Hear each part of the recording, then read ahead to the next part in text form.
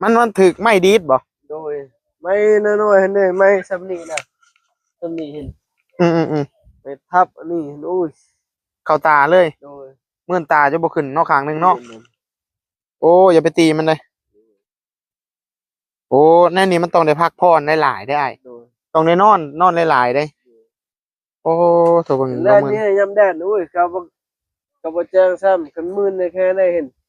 หาจักมื้อละเจ็บนี่มีแต่มือเดียวนั่นแหละเมื่อวานนี่โอ้ยมาถึกมื้อเจ็บจำพี่น้องเลยเนาะอันก็เจ็บเมื่อวานนี้โลดอืมทางอยู่ไสทางให้ตัวใดพูดอยู่บ้านเก่าพุ่นจะไปทางสวนอยู่พุ่นโดยทางสวนอยู่พุ่นเลยถึงไม่ดีตาพอดีคือประมาณแต่3 โมงหันแล้วครับได้เมื่อพันเลย เอาเฮ็ดใดขึ้นมาถึกนี่งุ่มตาเดียวมาเลยบ่รวมไตเดียวหันย่างตีนเปล่าอันเด้อโอ้ได้กินยาปลอกปลาอยู่บ่บ่เด้อ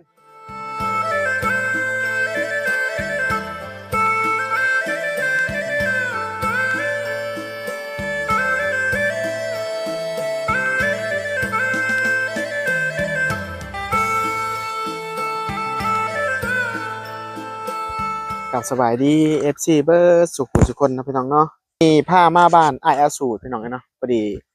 ดนแล้วบ่ได้มาบ้านเพิ่นพี่น้องนะพาพี่น้องมาชมบรรยากาศงามๆอยู่ทางหลังภูผาพี่น้องเนาะนี่พี่น้องเอ้ยบ้านเพิ่นเนาะอยู่ติดภูพี่น้องบ้านอ้ายอาสูตรจักไปทางไหนอ้ายอาสูตรนี่ไงพี่น้องเอ้ยเนาะจักอยู่เฮือนหรือบ่อ้ายอาสูตรสวนมันเล่าเนี่ยพี่น้องเนาะกว้างสวนมันเพิ่นนี่พี่น้องเอ้ยไอ้สุดไอ้สุดอยู่เฮือนอยู่บ่โอ้อยู่โอ้บ่ได้มาพี่ดนเนาะ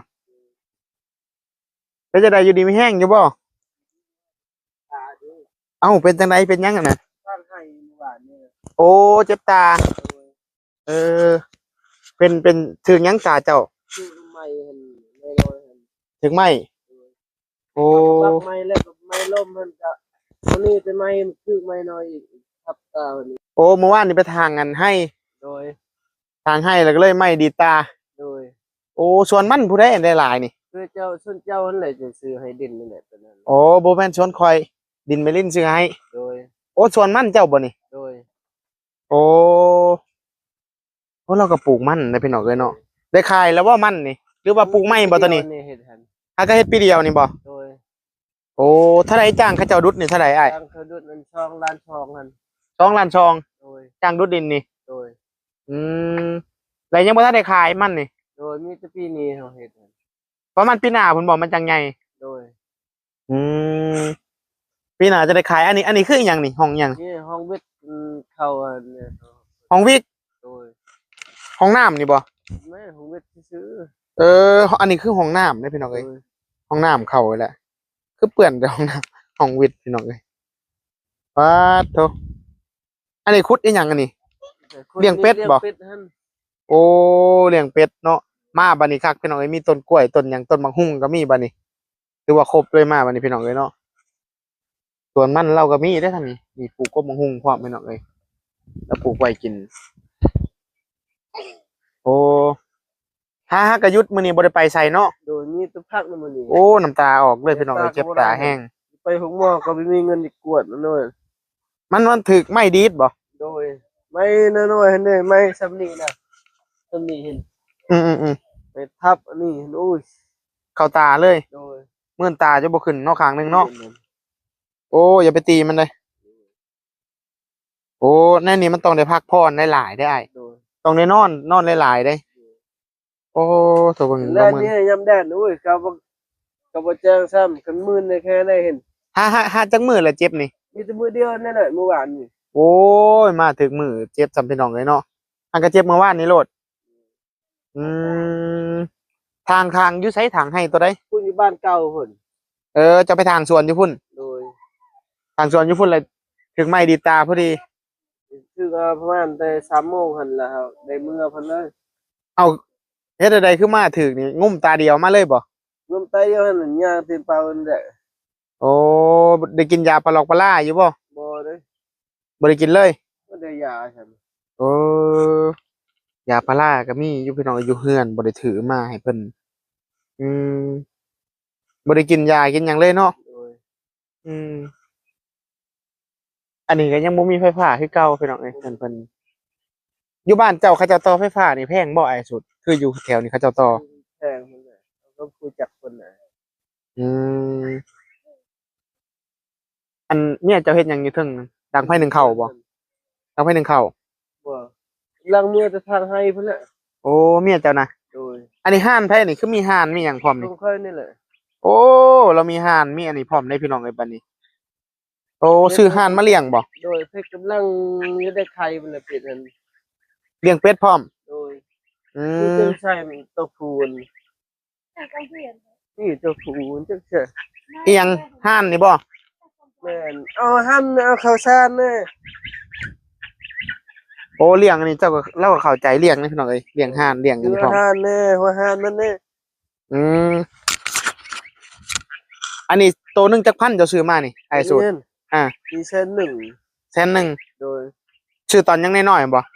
ตอนแต่น้อยมันเฮาซื้อนี่ซื้อแสนหนึ่งโดยก็บ่ติแล้วมันเป็นห่านนะพี่น้องเอ้ยไปซื้ออาหารมานี่ได้ซองทงละทงหนึง20,000มันกินธรรมชาติก็กินแบบพวกปวกพวกหยังนะหาขุดปวกขุดแมงไหม้ให้มันกินพวกมันกินแล้วมันจอยเพิ่นน่ะหึมันจอยนะให้มันกินหำแหน่หันหยังแหน่มันจอยเฮาซื้อเขาอันนั้นเลยหัวอาหารมันอีกอืคันกินอันนั้นน่ะมันจ้อยบ่แม่นโดยกกกล้วยอันใบอันนี้ได้สะพันธุ์นี่มันกินบ่กินบ่พวกอันกกกล้วยทางในอ่อนๆมันน่ะพันๆน่ะมันหมุนปนกับห้ำ บ่ได้ตัดนั่นมันกินหั่นบ่กลัวเด้อมันกินได้กกล้วยนี่แม่นเดี๋ยวจะตัดกกล้วยนี่ย่ำๆๆให้มันกินก็ได้อืม มันกินคืออันกกล้วยน่ะป่นใส่ห้ำหน่อยหนึงพันให้มันหมุนได้เอาสูตรย่านมันจอยหั่นน่ะเอาซื้อหั่นห่างๆไอ้อืนี่นี่แหละมอันนี้ได้ใช้อยู่บ่ห้องน้ำนี่บ่ได้ใช้ยามฝนตกน่ะโอ้ยามพ่นโดยอืบ่ได้ใช้เลยเนาะป๊าโทเบิ่งย่างเบิ่งสวนมันแล้วก็ฮู้ฮอดพุ่นเลยบ่สวนมันเจ้าโดยป๊าเอาไปเอาให้ทั่วพุ่นเลยแม่นบ่โดยจนจุเฮือนเขาเจ้าพุ่นเลยบ่จูเฮือนจูเข้ารถไถเนี่ยครับพังนี่เลยโอ้อยู่พุ่นเลยเนาะโดยอืมถือว่าเราเฮ็ดไก่เลยเด้พี่น้องเอ้ย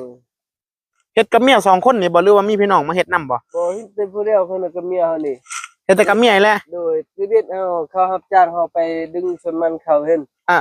เฮาก็เอาไว้เงินหั่นก็ได้ช่องละช่องเฮาก็ดึกตัวนี้อีกๆโอ้จะเอาเงินมาลงทุนปลูกมันต่อโดยอืเขารับมจ้างเฮาก็เอาไปพุ่นละมื้อนึงเงินวันหนึง100,000เฮาไปมื้อละแสนบ่โดยอืมตลอดมือเฮาไปกับเมียเฮานี่ประมาณได้เงินช่องละช่องก็ทำเจ้าของรถเห็นอือๆจอยอยากเขาอยากก็พอดเท่าได้บ่ช่องละช่องเฮาก็รับจ้างเขาอีกๆโอ้แล้วก็มารับจ้างเองว่าดุดมันนี่โดยคือว่าเขาเจ้าดุดนั่นนี่เจ้าก้นปีหน้าเจ้าเอาแนวขุดเอาก็ได้บ่ดุดก็ได้ปีหน้าโดยสมมุติว่าเจ้าก้นมันขึ้นมานี่ปีหน้าเจ้าก็เอาจกเอาหยังค่อยซับเอาก็ได้ซับแต่ละบอนแล้วเสียบลงก็ได้แต่หันจ้างตลอดก็บ่ไหวมันก็ราคามันก็อยากถูกแน่เรื่องนี้เนาะพี่น้องเนาะก็บ่แพงปานใดเบิดนี่สิได้จักโตนในมันนี่เนาะพี่น้องเอ้ยจักคนเดียวอย่างเลยดินเรามันเป็นทางชันเนาะพี่น้องเอ้ยแต่ว่าดินอยู่นี่คักอยู่พี่น้องเอ้ยวิลลี่คิดว่ามันจะใหญ่อยู่ดอกอันนี้ลูก3คนพี่น้องเอ้ยเนาะอืมแม่นดูนี่ก็หลานบ่นี่หลานอยู่บ้านนี่นะนี่ก็ลูกเฮา2เนาะสองนี่เอ้าตอนนั้นค่อยมาคือว่าจะมีลูก2คน3คนบ่สองคนนี่อันนี้ก็สองคนที่เบ็ดอันเจะมาน้อยๆหั่นนี่อาก็ตายแล้วหั่นอ๋อผู้นั้นตายแล้วโดยยังแต่สองนี่มือก็สามแล้วลูกเฮาหั่นผู้น้อยผู้ที่3น่ะเสียเนาะแม่นน่ะเนาะค่อยลืมพี่น้องเอ้ยลูกเราเสียลูกเราบ่สบายแม่นแหละยังแต่สองนั่นแหละยังแต่2คนนี่โดยอืมอันนี้นอนเบิดมื้อเลยเนาะเจ้าเนาะโดยโอ้คันออกแดดนี่ก็